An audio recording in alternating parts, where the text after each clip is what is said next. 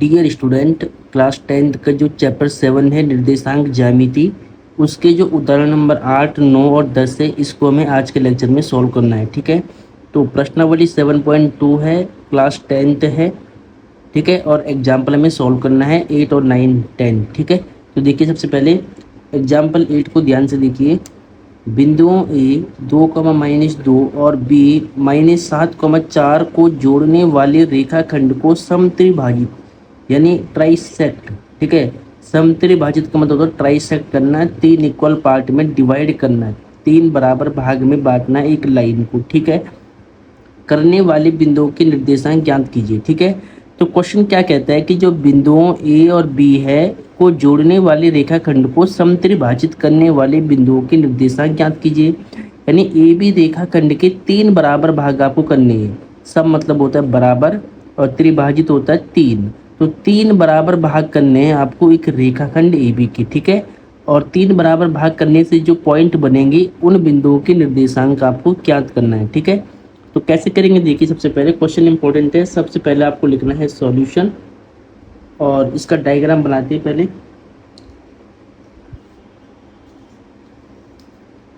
ठीक है, तो इसका डायग्राम कैसे बनाएंगे वो देखिए। सबसे पहले क्वेश्चन के अकॉर्डिंग जो बोला गया है वो हमें करना है। सबसे पहले हम क्या करेंगे, एक लाइन खींचेंगे। ठीक है, और इस लाइन को हमें समत्रिभाजित करना है, यानी 3 बराबर भाग करने इस लाइन की। तो मान लो एक तो ये हो गया। ठीक है, और दूसरा मान लो थोड़ा सा आप इक्वल करना है, यहाँ बड़ा छोटा आपको दिख रहा होगा।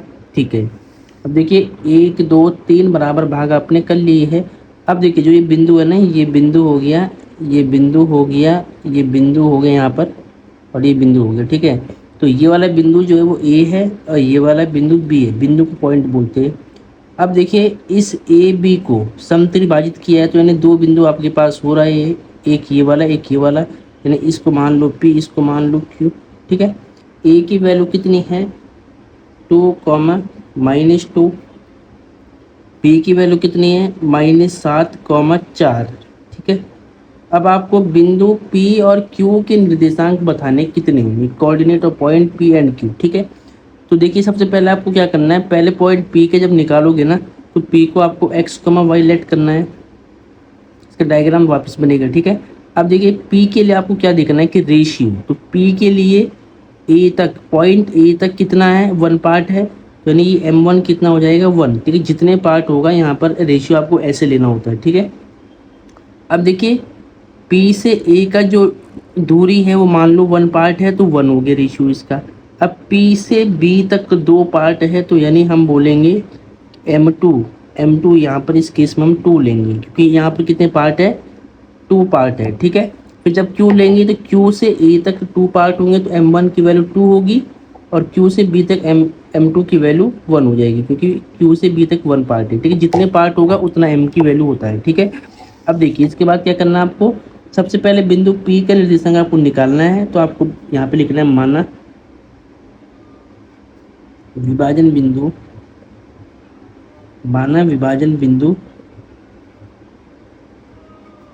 P के निर्देशांक, P के निर्देशांक, तो विभाजन बिंदु P के निर्देशांक आपने x, y माना है। अब आपको लिखना है विभाजन सूत्र से, किससे, विभाजन सूत्र से।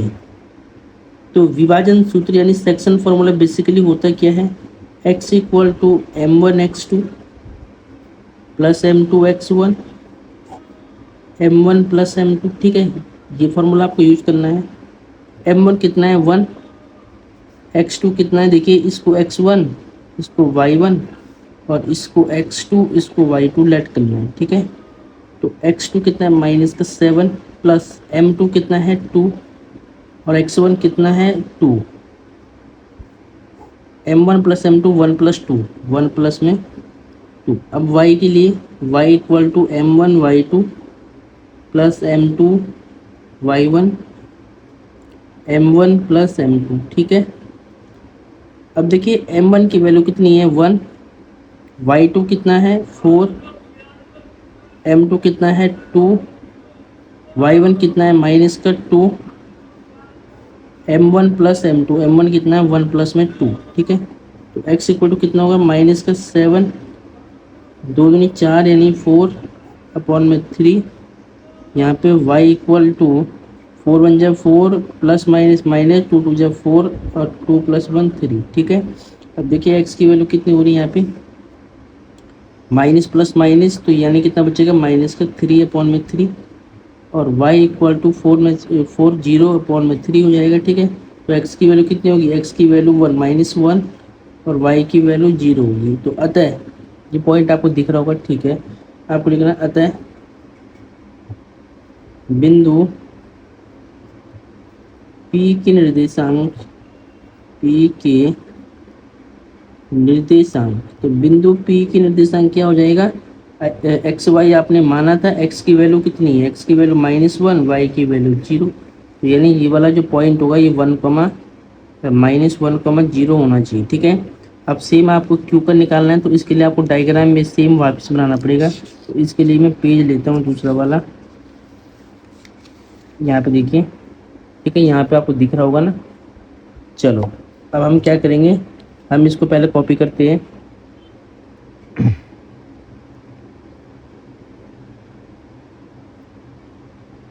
अब डियर स्टूडेंट, अभी आपने P का निकाल लिया था, तो P की वैल्यू कितनी आई थी, P की वैल्यू आई थी -1,0। ठीक है, अब आपको निकालना है Q बिंदु के निर्देशांक। ठीक है, तो Q के लिए आपको x y मानना है Q को। अब देखिए Q से A का डिस्टेंस मतलब ये इतना m1 होगा पूरा, इसको 2 लेना है क्योंकि यहाँ पे 2 पार्ट है, एक पार्ट AP है, एक PQ है। तो A से Q का जो डिस्टेंस होगा वो 2 यूनिट हम लेके चलेंगे। ठीक है, और Q से B का यहाँ 1 पार्ट है, तो यानी m2 की वैल्यू कितनी होगी 1 होगी। ठीक है, अब देखिए Q निकालना है, इसको x y मान लिया, ये x1 y1 x2 y2 है। बस यहाँ पर आपको वापस लिखना है कि लेट यानी माना बिंदु Q के निर्देशांक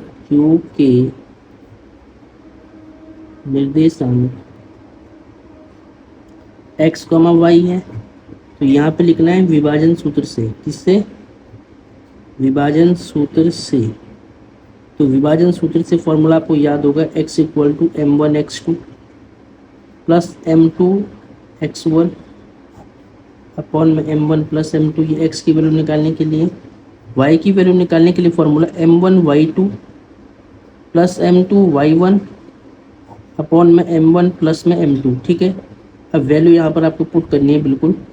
m1 कितना है 2 है, यहाँ पर x2 कितना -7 है, m2 कितना है 1, x1 कितना है 2, m1 plus m2 2 + 1 2 + 1, y equal to m1 कितना है 2, y2 कितना है 4, m2 कितना है 1, y1 कितना है -2, m1 m2 कितना है 2 + 1। ठीक है, अब इसको हम सॉल्व करेंगे। 7 2 जा 14 -14 प्लस में 2 अपॉन में 3, यहाँ पे कितना होगा 4 2 जा 8 प्लस माइनस माइनस 2 1 जा 2 2 + 1 3। तो x इक्वल टू कितना होगा देखिए, 14 में से 2 माइनस करिए, -12 अपॉन में 3, और यहाँ पे कितना होगा 8 में से 2 6 अपॉन में 3, 3 2 जा 6 3 4 जा 12। कितना होगा x equal to -4 y equal to 2। तो आपको लिखना है अतः करके लास्ट में कि अतः बिंदु Q के निर्देशांक बिंदु Q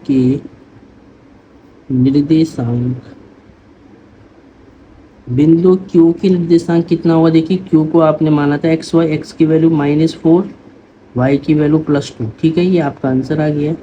तो डियर स्टूडेंट, ये क्वेश्चन काफ़ी इंपॉर्टेंट है, इस क्वेश्चन को इसी प्रकार से आपको सॉल्व करना है। ठीक है, तो उसको पहले नोट करिए आप सही से, बिल्कुल इसको ना नोट कर लो पहले। अब डियर स्टूडेंट, इसके बाद उदाहरण नंबर 9 को देखिए, एग्जाम्पल 9 को ध्यान से देखिए।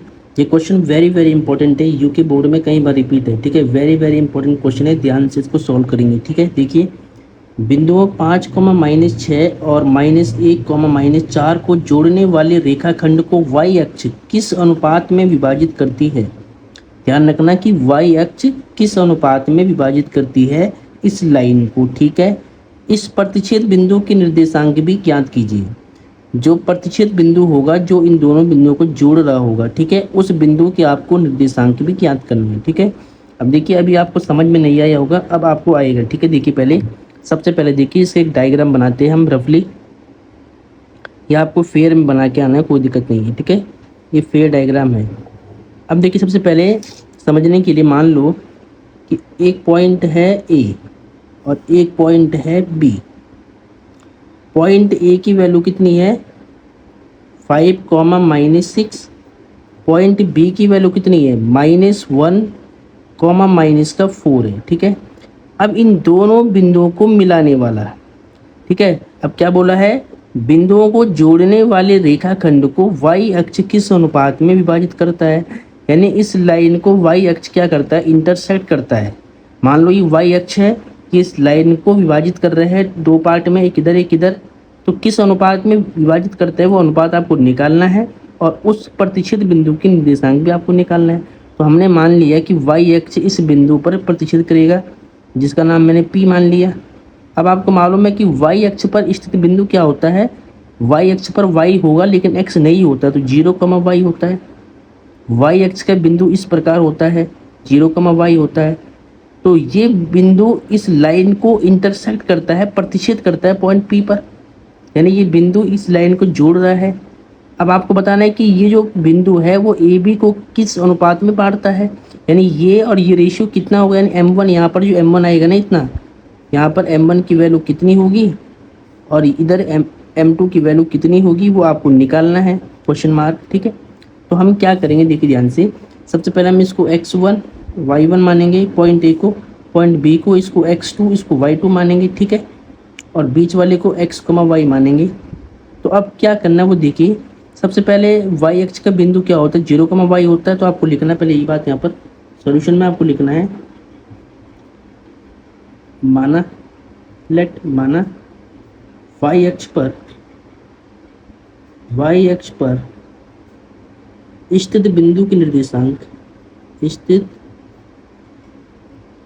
बिंदु के निर्देशांक, हमने मान लिया कि y अक्ष पर स्थित बिंदु की निर्देशांक क्या है, 0, y होता है y पर, तो y होगा, x नहीं होता है, ठीक है। तो अब हम क्या करेंगे, हमें देखिए यहाँ पर x की वैल्यू मिल चुकी है। अब x की हेल्प से हम रेशियो निकाल देंगे, x के फॉर्मूले से। कैसे निकालें देखिए, आपको लिखना है विभाजन सूत्र से, विभाजन सूत्र से। तो विभाजन सूत्र क्या होता है, x = m1 x2 m2 x1 m1 + m2, ठीक है। अब यहाँ पर x की वैल्यू कितनी दिखा रहा है, 0।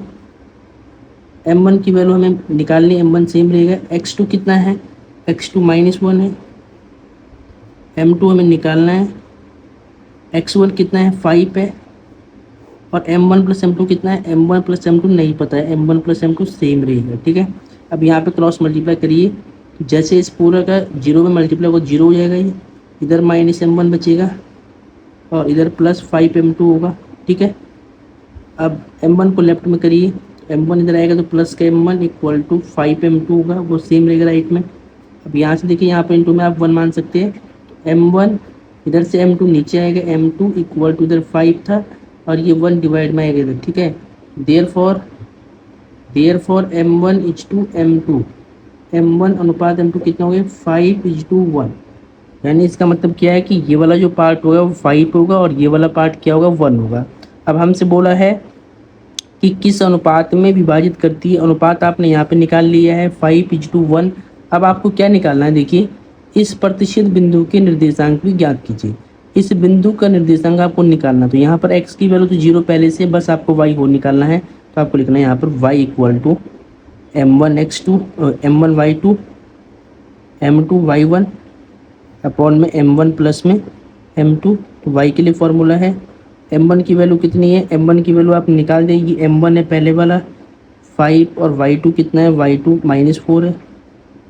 m2 कितना है, m2 आपने ये वाला बाद वाला m2 की वैल्यू होगा 1, तो यहाँ पे 1 और y1 कितना है, y1 - 6 है, अपॉन में m1 + m2 की वैल्यू 5 + 1 6, 5 + 1 कर लो पहले, ठीक है। अब कितना होगा, -5 = 20 -6 प्लस माइनस माइनस 6 और अपॉन में 6 हो जाएगा, ठीक है।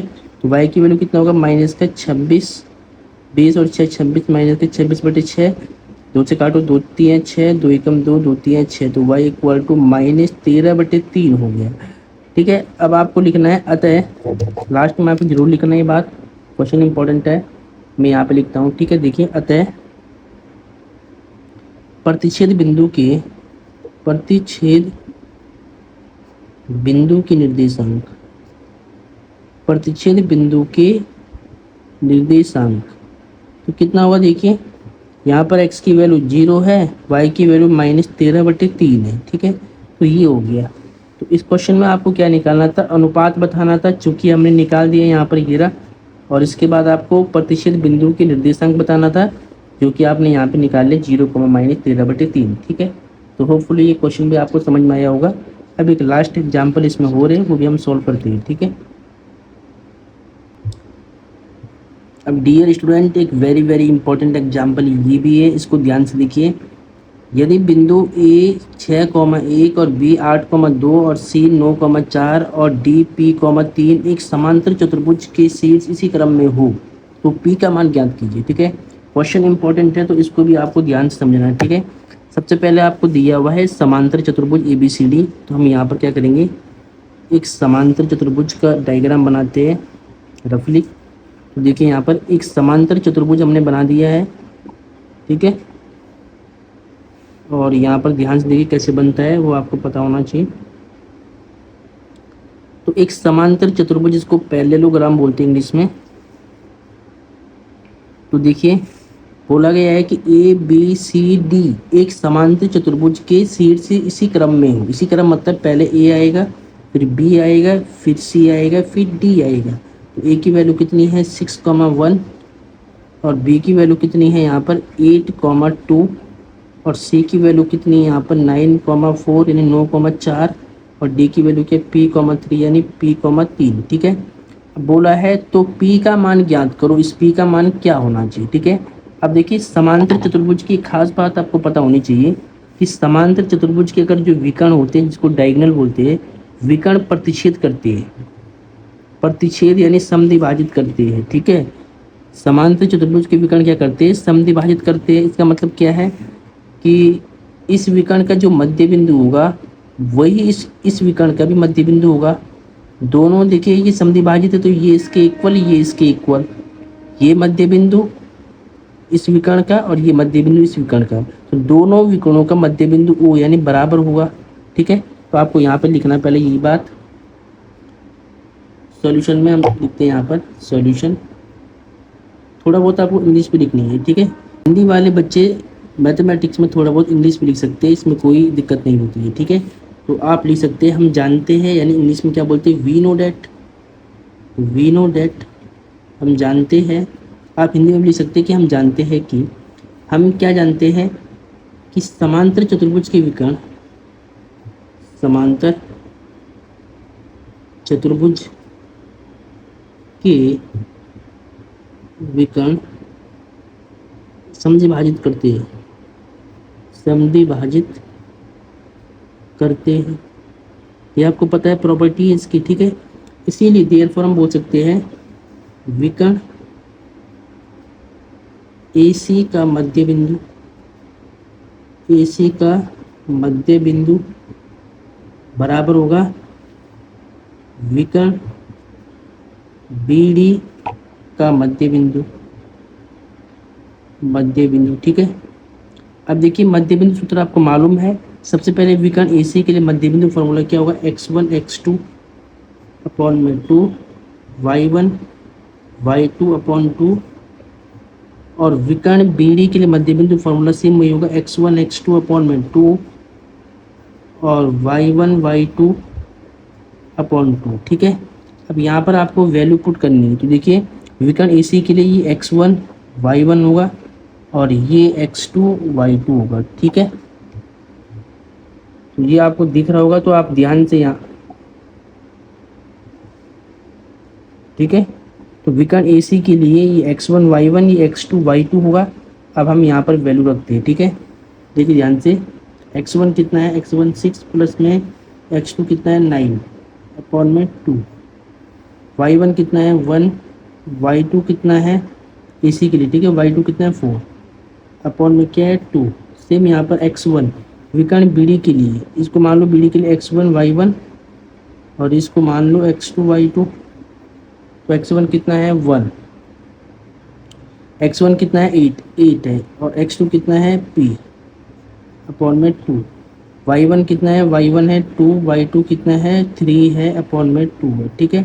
अब इसको हम सॉल्व करेंगे, तो देखिए ध्यान से पहले 9 और 6 15/2, 4 1 5/2, 8 प्लस p अपॉन 2 ये सेम रहेगा, 2 3 5/2, ठीक है। अब देखिए y वाला कोऑर्डिनेट y के इक्वल है और x वाले को हम x के इक्वल रखेंगे बिकॉज यहाँ पर इक्वल का निशान है, ठीक है। तो हम क्या लिखेंगे, तुलना करने पर, तुलना करने पर, तो तुलना करने पर हम जानते हैं कि ये बाद वाला तो इक्वल है, फर्स्ट वाला भी इक्वल होना चाहिए, तो इसको हम इक्वल रखेंगे 15/2 इक्वल टू 8 प्लस p/2, ठीक है। 2 से 2 कट हो जाएगा तो 15 हो जाएगा, इधर 8 आएगा तो माइनस का 8 इक्वल टू p की वैल्यू कितनी होगी 7, p का मान कितना होगा 7 होगा, ठीक है।